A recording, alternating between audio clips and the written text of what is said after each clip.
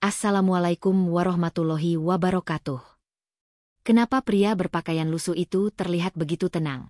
Padahal baru saja dihina dan ditertawakan di depan umum oleh mantan istrinya sendiri? Apa yang sebenarnya disembunyikan oleh pria itu?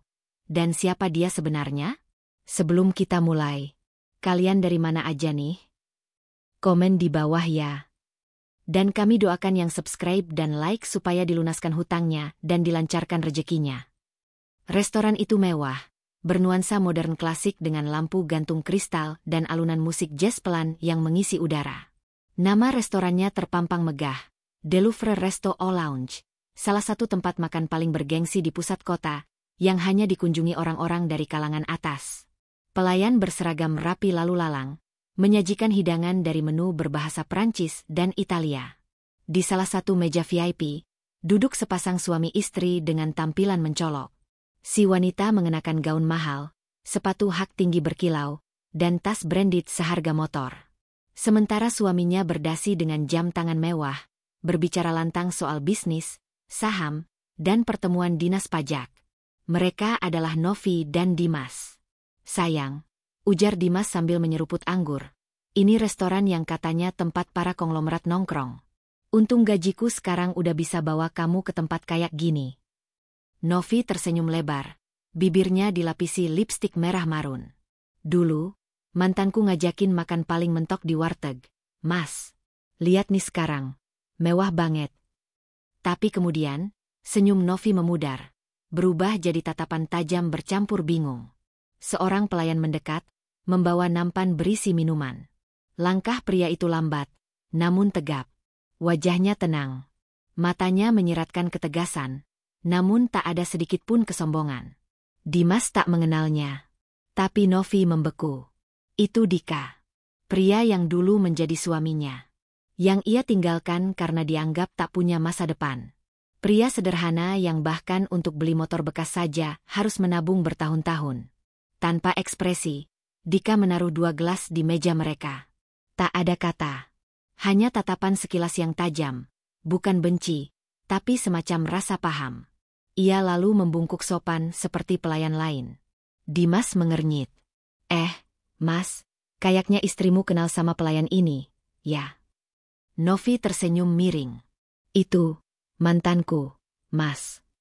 Dimas membelalak. Serius? Jadi dia sekarang kerja jadi pelayan restoran? Astaga, kasihan amat. Tawa mereka meledak. Beberapa tamu sempat melirik. Tapi Dika tetap tenang. Ia hanya mengangguk kecil, lalu berbalik dan berjalan pergi. Wah, itu benar-benar mantanmu. Dimas masih tertawa. Syukurlah kamu ninggalin dia. Kalau enggak, kamu enggak akan pernah ngerasain mewahnya hidup kayak sekarang. Novi hanya mengangguk sambil mengepalkan jemari. Dalam hatinya, ada rasa puas. Tapi ada juga sesuatu yang mengusik. Kenapa Dika tidak tampak malu sedikit pun? Kenapa dia tersenyum? Padahal baru saja dihina dan ditertawakan? Ia mengamati langkah Dika. Beda. Tegas. Seperti bukan pelayan biasa. Bahkan para staf lain memandangnya dengan hormat. Novi berusaha mengabaikannya. Sudahlah. Nikmati aja malam ini. Tapi Dimas belum selesai. Gue mau foto pelayan itu. Mau gue upload ke grup alumni. Tuh, cowok yang dulu suka ngejar Novi. Sekarang nganterin minuman. Hidup itu pilihan. Hahaha. Novi terkekeh. Tapi lagi-lagi, ada sesuatu yang mengganjal di dadanya. Ia melirik ke arah dapur. Namun Dika tak terlihat di sana. Tak ada yang tahu bahwa pria yang mereka hina dan anggap pelayan biasa itu adalah pemilik jaringan restoran bernama De Louvre, yang kini telah berdiri megah di 5 kota besar dan terus berkembang. Dan malam ini, kejutan sedang menanti. Apa yang kau lakukan ketika orang yang paling kau cintai justru mencampakkanmu di titik terendah hidupmu? Menangis? Marah? Atau diam-diam membuktikan bahwa Tuhan tak pernah tidur? Beberapa tahun sebelum tawa itu terdengar di restoran mewah. Di sebuah kamar sempit berukuran 3x4 meter yang terletak di belakang ruko tua, Dika duduk sendirian di atas kasur tipis. Dinding kamarnya lembab, cat mengelupas, dan suara bising kendaraan dari jalan raya terdengar jelas tanpa sekat. Di depannya, sebuah gelas plastik berisi air putih dan sepotong tempe goreng yang sudah dingin. Hari itu, Dika baru saja kehilangan pekerjaannya di toko bahan bangunan. Alasannya sepele, gudang bocor, dan dia dianggap lalai meski sebenarnya bukan kesalahannya. Tapi bosnya yang temperamental tak mau dengar alasan. Dan saat ia pulang dengan langkah lelah, ia mendapati Novi, istrinya, wanita yang telah ia nikahi dengan cinta tulus, duduk di depan pintu kos mereka, dengan koper besar di sebelahnya. "Aku capek hidup kayak gini, Dik," kata Novi tanpa menatap wajah suaminya. "Setiap hari kita cuma bertahan hidup. Aku nggak salahkan kalau aku pengin hidup lebih layak." Dika mencoba menahan air mata. "Sayang, aku tahu ini berat. Tapi ini sementara. Aku sedang coba bangun usaha kecil. Aku sedang belajar bisnis kuliner online." Novi tertawa getir. "Bisnis? Dari mana modalnya? Mau jual ginjal? Apa kamu nggak sadar? Kita nggak punya apa-apa, Dik?" Diam. Dan dari kejauhan, sebuah mobil sedan putih berhenti. Seorang pria muda turun dari dalamnya. Rapi, harum, dan percaya diri. Namanya Dimas. Seorang pegawai pajak muda, teman lama Novi yang dulu hanya dianggap nggak sekeren Dika. Novi berdiri, menyeret koper, dan menatap Dika untuk terakhir kali. "Aku nggak mau menua di kamar kumuh ini. Maaf, Dik, aku memilih yang realistis." Dan saat itu juga, tanpa banyak bicara, Dika hanya mengangguk. Menyimpan semua perih di dada. Beberapa minggu kemudian, hidup Dika benar-benar berubah. Tapi bukan karena munculnya keajaiban tiba-tiba. Melainkan karena satu keputusan penting. Bertahan untuk tidak membenci. Ia bangkit. Mencoba lagi. Gagal lagi. Tapi ia tidak menyerah. Ia bekerja serabutan siang malam. Dari tukang antar galon, kuli angkut, sampai bantu dapur di warung. Dan dari sinilah ia belajar. Tentang rasa, tentang pelayanan, dan tentang manajemen warung kecil. Suatu malam, saat mengantar pesanan ke seorang pelanggan, Dika bertemu seorang bapak tua pemilik kedai makan sederhana. Ia suka cara kerja Dika. Tulus, jujur, nggak banyak bicara. Dan dari situ, Dika ditawari ikut kelola satu cabang kecil di pinggiran kota. "Kalau kamu bisa naikkan omzet warung ini 2x lipat dalam 6 bulan, saya kasih kamu setengah kepemilikan." Dika menerima tantangan itu. Dan dia tidak main-main. Ia memperbaiki tampilan menu, memperkenalkan sistem delivery sederhana, dan melatih pegawai dengan sopan santun profesional. 6 bulan berlalu. Warung itu bukan hanya berkembang, tapi viral di media sosial lokal. Banyak food blogger datang, dan tiba-tiba omsetnya melejit. Bapak tua itu menepati janjinya. Setahun kemudian, mereka buka cabang kedua. Nama baru dipilih, De Louvre, terinspirasi dari mimpi Dika. Suatu saat restoran itu akan seperti Museum Louvre di Paris. Megah, elegan, dan tak pernah sepi pengunjung. Dan begitulah roda hidup Dika mulai berputar. Tanpa sorotan. Tanpa drama. Tanpa publikasi. Kini, setelah 3 tahun, Dika berdiri di balik dapur restorannya yang ke-7, memakai seragam staf seperti biasa. Ia bisa saja duduk di ruang direktur, menandatangani kontrak, atau memerintah orang lain. Tapi Dika memilih cara yang berbeda. Ia ingin tahu, apakah mantan istrinya, Novi, masih bisa mengenalinya saat ia tak lagi berdiri sebagai pria miskin, tapi juga tak sedang menunjukkan kekayaan? Dan malam itu, di restoran pusat kota, jawabannya pun datang.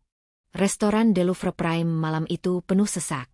Musik klasik mengalun pelan di antara obrolan para tamu berjas rapi dan gaun elegan. Pelayan-pelayan berjalan cepat tapi anggun, menyajikan hidangan mahal yang namanya sulit diucapkan oleh lidah biasa. Di salah satu meja VIP dekat jendela kaca, Novi duduk sambil tersenyum manis. Di sebelahnya, Dimas, sang suami pegawai pajak, sibuk berbicara dengan 2 rekannya soal investasi properti. Mereka baru saja menandatangani kerjasama dengan pengembang baru. Hidup terasa sempurna, begitulah pikir mereka. Hingga seorang pria berpakaian seragam pelayan hitam elegan berjalan menuju meja mereka. Membawa nampan berisi wine dan gelas kristal. Langkahnya tenang. Sorot matanya dalam. Itu Dika. Namun tidak ada satupun dari mereka yang mengenali pria itu sebagai orang yang pernah mereka rendahkan bertahun lalu. "Permisi, wine pilihan malam ini," ucap Dika sopan. Tangannya yang terlatih menuang dengan ketepatan tinggi. Dimas mengangguk cepat, bahkan tak menatap wajah pelayan itu. Tapi Novi, ia mengerutkan dahi. Pandangannya terpaku pada pria di depannya. Ada sesuatu yang terasa familiar. Dika tahu itu. Dan saat dia menunduk pelan dengan senyum kecil, Novi spontan berseru pelan. Tunggu. Kamu. Dika." Dimas langsung memandang Dika dari ujung kepala sampai kaki. Lalu tertawa kecil. "Ya ampun. Serius? Ini Dika? Wah, dunia sempit ya," ujar Dimas sambil menepuk meja. "Kamu sekarang kerja di sini? Jadi pelayan? Gak nyangka." Novi ikut tertawa, meski matanya masih menatap Dika dengan sedikit rasa tak enak. Tapi egonya berkata, ini saatnya menunjukkan bahwa keputusannya dulu adalah pilihan yang benar. "Kamu kelihatan kurusannya sekarang, Dik, tapi baguslah. Akhirnya kamu dapat kerja juga. Kita senang kok lihat kamu gak nganggur lagi," ujar Novi dengan nada tinggi seolah menghibur. Dika hanya membalas dengan senyum simpul. Tidak berkata apa-apa. Tidak menyanggah, tidak membela. Diamnya seperti pisau tumpul, tidak melukai langsung, tapi menusuk dalam-dalam. Dimas menyikut lengan istrinya. Novi, kamu dulu nikah sama dia kan? Jadi ceritanya aku ini mantan pegawai pajak yang nyabet istri mantan pengangguran," katanya tertawa keras. Novi ikut tertawa, tapi terasa dipaksakan. Dika hanya membungkuk kecil, lalu berjalan pergi, meninggalkan meja itu dengan tenang. Di dapur, semua staf menyambut Dika dengan penuh hormat. Bahkan kepala koki berdiri tegak dan memberi laporan. "Pak Dika, tamu-tamu VIP mulai berdatangan. Acara Founders Night akan dimulai dalam 15 menit. Presenter dan media sudah standby." Dika mengangguk. Ini malam besar. Malam di mana identitasnya akan diumumkan secara terbuka sebagai pendiri dan pemilik jaringan restoran De Louvre. Sebenarnya, dia tak pernah berniat menjadikannya panggung balas dendam. Tapi takdir punya caranya sendiri. Acara itu memang rutin diadakan setiap tahun.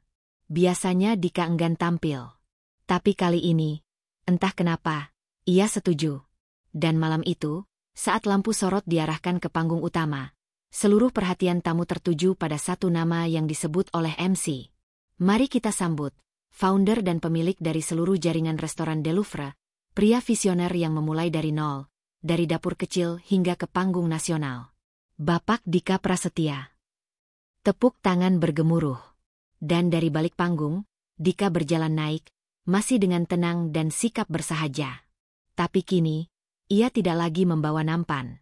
Ia membawa mikrofon dan senyum penuh harga diri. Mata semua orang tertuju padanya. Termasuk sepasang mata dari meja VIP, yang kini membelalak tak percaya. Novi menggenggam tangan Dimas, tapi tangan suaminya justru terasa dingin. Dingin oleh keterkejutan yang tak bisa disembunyikan. Dimas menoleh ke kiri dan kanan, seolah mencari kamera tersembunyi. Gila, itu Dika beneran. Novi memucat. Mulutnya terbuka tapi tak sanggup berkata. Dunia yang tadi seolah miliknya, kini hancur dalam sekali tepuk tangan. Dika mulai bicara di atas panggung. Sederhana, tak berlebihan. Saya bukan siapa-siapa. Hanya pria yang dulu pernah dianggap gagal. Tapi saya percaya, hidup bukan soal bagaimana orang melihat kita, tapi bagaimana kita melihat diri sendiri dan Tuhan yang memberi jalan. Dan dari atas sana, ia menatap ke bawah. Sorot matanya menangkap dua wajah yang dulu pernah menertawakannya, dan kini menunduk dalam diam. Ia tak perlu menyindir. Tak perlu membalas. Karena diam yang sukses lebih nyaring daripada teriakan penuh dendam. Restoran De Louvre Prime malam itu berubah menjadi panggung kebisuan bagi dua tamu penting yang dulu merasa paling tinggi, Novi dan Dimas. Mereka masih duduk di meja VIP, tapi suasananya tak lagi megah. Tak ada lagi canda. Tak ada lagi tawa. Hanya detak jantung yang makin keras di dada Novi, dan wajah Dimas yang tak bisa menutupi keterkejutannya. Di panggung, Dika baru saja selesai berbicara. Ia turun dengan tenang, disambut para investor, mitra bisnis, dan para eksekutif muda yang mengangguk penuh hormat. Dan di saat itulah, Novi berdiri. Kakinya gemetar, tapi ia tak bisa duduk diam. Matanya berkaca-kaca, wajahnya menahan malu yang luar biasa. Dika, tunggu, gumamnya. Dika sempat menoleh. Ia mengenali suara itu. Tak mungkin tidak. Tapi ia tak menghampiri. Ia hanya menunduk sopan, lalu kembali berbicara dengan manajernya. Novi menghampiri perlahan. Wajahnya memucat, tapi ada air mata yang mengalir pelan. Dika, aku nggak tahu. Dika menatapnya. Tak marah, tak tersenyum. Hanya, diam. Maaf, aku kira kamu cuma pelayan. Aku salah. Aku bodoh. Suara Novi bergetar. Dika mengangguk ringan. Bukan kamu saja, Nov. Banyak yang berpikir begitu. Tapi aku tidak pernah menyimpan dendam. Aku hanya memilih berjalan ke depan. Dimas ikut berdiri. Wajahnya masih keras, tapi kini tak searogan tadi. Mas Dika ya. Maaf kalau tadi saya kelewatan. Kita nggak nyangka aja, ternyata pemiliknya. Dika menatapnya. Kali ini, lebih dalam. Saya juga nggak nyangka bahwa kalian masih merasa lebih tinggi, bahkan ketika sudah meremehkan orang yang kalian tidak kenal sepenuhnya, jawab Dika pelan. Hening. Tak ada balasan. Novi menunduk. Dimas menggerutu kecil, lalu menarik lengan istrinya. Udahlah, Nov. Kita pulang. Tapi Novi menolak. Ia berdiri di situ, menatap Dika penuh luka. Aku salah ninggalin kamu dulu, Dika. Waktu kamu masih jatuh, aku malah nginjak. Aku cuma lihat tampilan luarmu, bukan hatimu. Maaf. Dika menatapnya, kali ini dengan senyum tipis. Tapi kata-katanya membuat jantung Novi seperti berhenti berdetak. Kalau dulu kamu bisa mencintaiku saat aku tidak punya apa-apa, maka mungkin hari ini aku akan mempertimbangkan kata, maaf, itu. Lalu ia melangkah pergi, meninggalkan Novi berdiri sendiri, dikelilingi keramaian yang tak ia rasakan. Seolah semua suara di ruangan itu hilang, berganti dengan gemuruh penyesalan di dalam kepalanya. Beberapa hari kemudian, media sosial ramai memperbincangkan kisah inspiratif Dika Prasetya, pemilik jaringan restoran mewah yang dulunya ditinggalkan istri karena miskin. Potongan video pidatonya viral. Banyak yang tersentuh. Banyak yang terinspirasi. Tapi di sisi lain, ada juga yang hancur. Novi dan Dimas menjadi bahan pembicaraan. Meski tidak disebut langsung, netizen dengan cepat menghubungkan wajah mereka di foto pernikahan dulu yang pernah viral sebagai wanita yang menikahi PNS tampan setelah menceraikan suami miskin. Komentar pedas bermunculan. Karma is real. Coba hargai orang, bukan penampilan atau gaji. Gak semua yang kelihatan mewah itu benar-benar kaya. Novi menutup semua akun media sosialnya. Tak tahan. Rumah tangganya pun mulai retak. Dimas kesal karena merasa dipermalukan, bahkan mulai menyalahkan Novi. Gara-gara kamu mantan istri Dika, sekarang semua orang ikut nyinyir ke aku. Novi tak bisa membalas. Dalam hatinya, ia tahu, ini harga dari sebuah kesalahan yang dulu dianggap kecil, menghina dan meninggalkan seseorang yang tulus. Di sisi lain, Dika melanjutkan hidupnya. Ia tetap sederhana. Masih naik mobil biasa. Masih menyapa stafnya satu persatu. Tapi kini, banyak yang lebih menghargainya. Termasuk Tari, mantan teman sekantor dulu yang diam-diam pernah membelanya saat Dika dihina banyak orang. Kini Tari adalah salah satu kepala manajemen operasional restoran. Mereka sering bertemu.